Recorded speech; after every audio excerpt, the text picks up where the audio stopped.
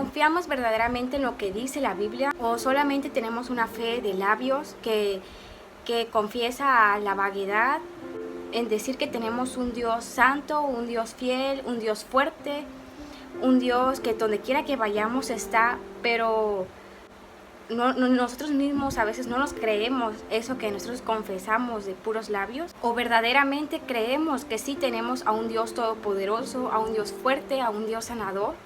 Quiero llevarte un versículo, está en Lucas capítulo 4 del 3 al 4. Porción de la palabra dice así: entonces el diablo le dijo, si eres hijo de Dios, di a esta piedra que se convierta en pan. Bueno, hasta ahí lo vamos a dejar ahorita. Analicemos la parte donde dice, si eres hijo de Dios. Sí proporciona condición. Es decir, por ejemplo, cuando nosotros decimos, si barres la casa, vas a poder ir a tal fiesta. En este caso, sí al que el diablo se refería, estaba haciendo como una sugerencia, le estaba haciendo una sugerencia sutil a Jesús. Lo que le quería dar a entender era ¿estás seguro que eres hijo de Dios? ¿Estás seguro de que tienes poder? Entonces aquí es en esta parte donde lo hace tentar a que Jesús convierta las piedras en pan. Ahora veamos qué es lo que le responde Jesús al diablo. Dice, entonces,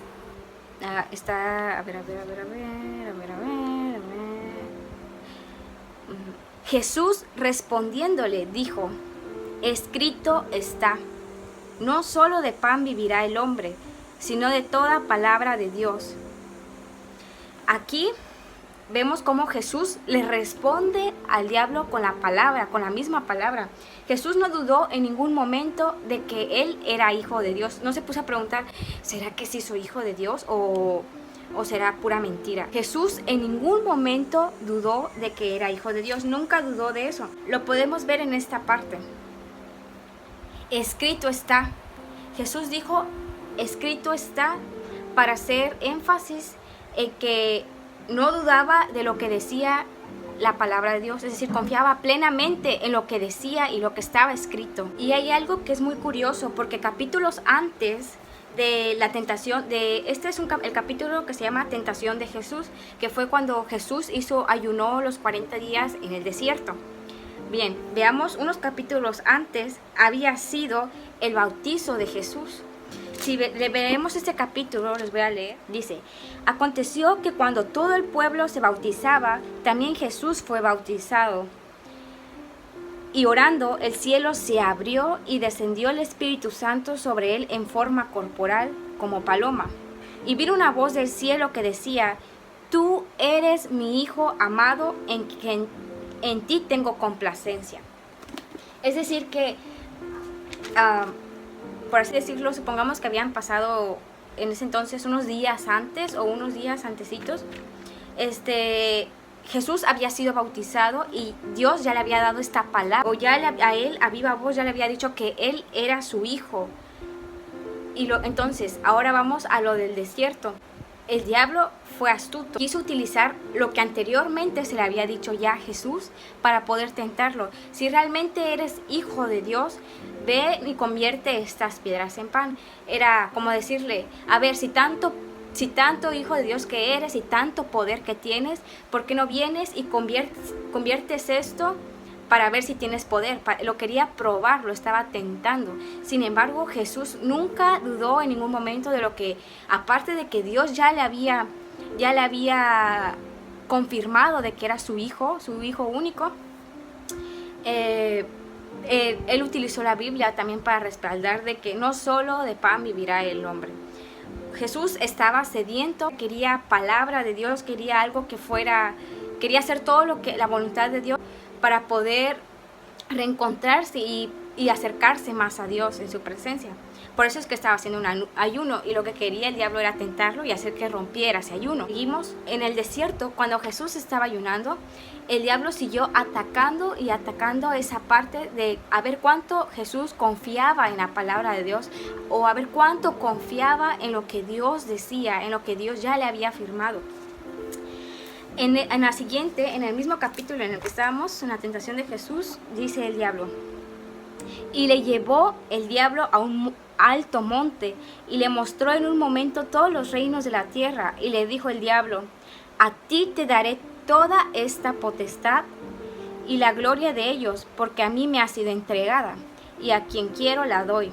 Si tú postrado me adorares, todos serán tuyos. Nuevamente el diablo vuelve a tentar a Jesús.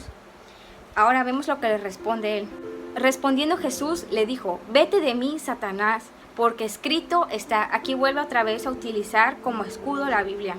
Porque escrito está: al Señor tu Dios adorarás y a Él solo servirás.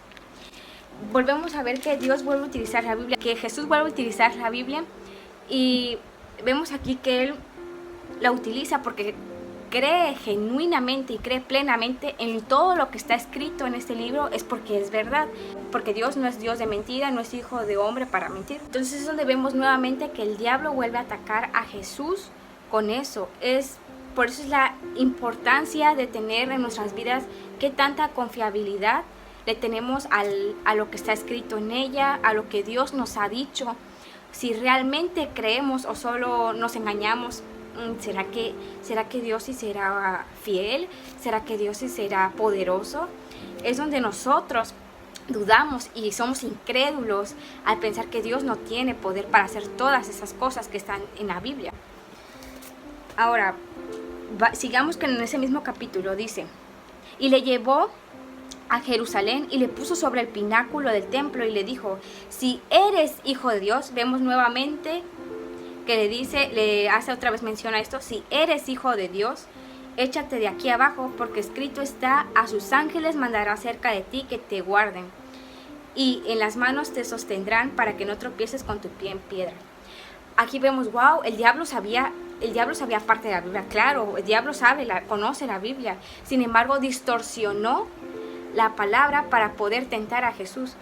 Y es por eso que la importancia de conocer sobre la Biblia, porque si el mismo diablo la conoce perfectamente, alguien más allá afuera después nos puede persuadir o nos puede engañar si no tenemos un suficiente conocimiento, si no escudriñamos la palabra y si no exploramos lo que viene en ella. Entonces es aquí donde él distorsiona este mensaje. Ahora Jesús le dice, respondiendo Jesús le dijo: dicho está, no tentarás al Señor tu Dios. Y cuando el diablo hubo acabado toda tentación, se apartó de él por un tiempo. Vemos que Jesús conocía de la palabra y también sabía, no era solo que conocía de la palabra, sino que confiaba en ella. Porque una cosa es que nosotros, yo sé mucho de teología, yo sé mucho de la Biblia, sé muchas cosas, y qué bueno, pero ¿con qué propósito nosotros estamos intentando explorar de la Biblia? ¿Lo hacemos para poder vanagloriarnos en que sabemos, o lo hacemos para que sea de bendición para otros y para que nosotros podamos conocer más a Dios y acercarnos a Él? Lo veamos como un ejemplo. El conocer la palabra es estar conociendo a Dios. ¿Cómo puedes entablar una comunión con alguien a quien no conoces? Por ejemplo, si hay un extraño y no lo conoces en absoluto y te dice: ven, te invito a una paleta, es el ejemplo que hacen a los niños: ven, vamos en mi carro y te llevo al parque. Obviamente no te vas a subir con un completo desconocido y no le vas a confiar en nada en absoluto porque no lo conoces, no sabes nada de él, no sabes cómo es, no sabes qué intenciones tiene. Lo mismo pasa con Dios. ¿Cómo vamos a poder conocerlo? ¿Cómo vamos a poder confiar en Él plenamente si no estamos en comunión con Él, leyendo su palabra, escudriñándola? Y no es solo de leer, por ejemplo, y un versículo, el primero que caiga, ese es el que Dios quiere que yo lea.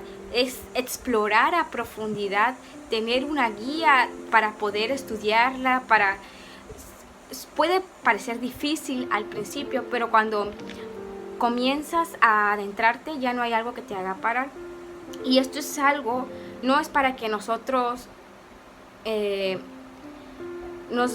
nos exaltemos en que sabemos mucho, sino es para poder estar alertas de cualquier cosa.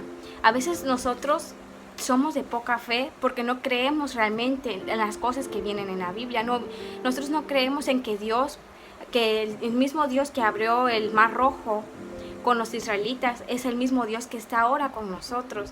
A veces nos espantamos de cosas tan pequeñas, de cosas tan grandes y de muchas otras cosas porque no confiamos en Dios. Un claro ejemplo es Jesús, que él tenía una plena confianza, era tan genuina que él en ningún momento dudó de su Padre. Por eso a veces es cuando vienen algún tipo de prueba en nuestra vida o alguna tentación, nuestra fe inmediatamente hay personas en las que ya no dejaron de seguir a Dios, dejaron de creer en Dios, dejaron esto y lo otro, porque su fe no era firme, su fe era blanda, era moldeable, no había algo en lo que pudieran apoyarse.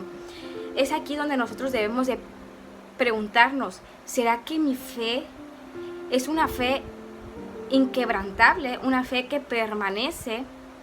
Y es normal que a veces dudemos, pues es nuestra naturaleza humana, pero ¿será que mi fe puede ser moldeable a la primera tentación o a la primera prueba que se me presente en mi vida? ¿O es una fe que a pesar de la tormenta, a pesar de las pruebas, permanece? Yo me lo imagino así como cuando pasa un huracán y hay varias plantitas y hay plantitas que se doblan por el agua o por el viento y hay otras que siguen firmes de pie porque su raíz está firme, está profunda, está en buena tierra. Pero si nosotros somos de las personas a las que fácilmente, ya se me fue el gozo de la salvación, me voy. O, ya no creo en Dios, me voy.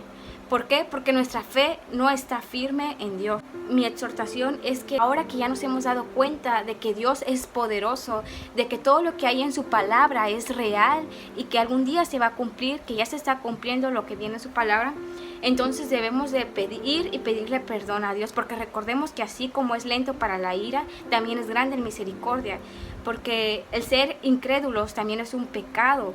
El no creerle a Dios es como decir, Dios es un mentiroso. A veces si nosotros decimos, sí, Dios es poderoso, pero luego estamos diciendo, no, es que no creo que me pueda ayudar en esto, no creo, y empezamos a sentir ansiedad. Entonces no estamos creyendo, estamos diciéndole a Dios que es un mentiroso y que lo que viene en su palabra no es real. Por eso yo te invito a que profundices más en la palabra, a que mantengas tu fe en alerta, a que cuides de tu salvación, porque en unos tiempos como este corremos peligro. Quiero dejarte con un versículo, es 1 de Pedro, del 1 al 7, para que sometida a prueba vuestra fe, mucho más preciosa que el oro, el cual, aunque perecedero, se prueba con fuego. Muchas veces Dios nos va a probar porque quiere ver qué tan firmes en fe estamos. Es ahí donde Dios quiere probarnos, a ver cuánta fe tenemos, qué tanto podemos llegar a creer en Él plenamente, porque recordemos que nuestras vidas deben de ser probadas para poder estar más sostenidos en la presencia de Dios.